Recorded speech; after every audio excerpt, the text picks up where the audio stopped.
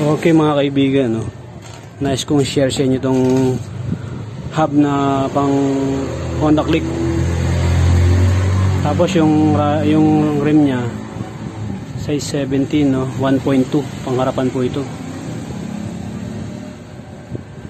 Tapos po yung rise po nya 150 yung haba.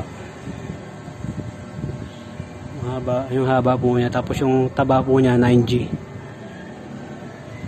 Naka-lighten hub pang Honda Click 125 or 150.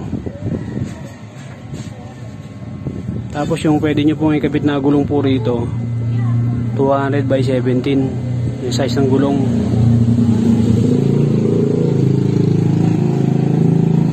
Yan po mga kaibigan, pangharapan po ito Tapos po yung yung panlikuran po 1.4 yung rim by 17. Tapos yung hub nya pang Honda Click. Tapos yung haba po na rayos 120. Yung taba po nya 9G. Yaguso po yung brand ng rayos. Harap likod po Yaguso brand.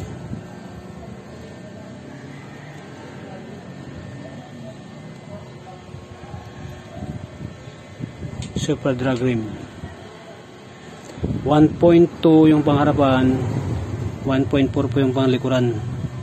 Tapos ang lighten hub Honda Click, ulitin ko 150 po yung rayos, 9G yung taba, yung haba nya 150, kalesa ang kasayan. Tapos ito po yung hub nya pang Honda Click.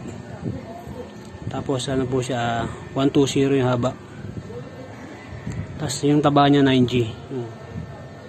Rayos yan. 1.4 yung panlikuran na rim by 17.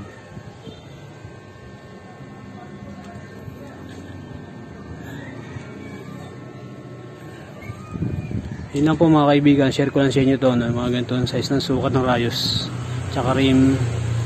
Tapos yung likod po pala nito, yung gulong, pwede yung kabit dito 225 by 17. Ito 200 by 17 yung gulong. Tapos to 225. Yun lang po mga kaibigan, share ko sa inyo to.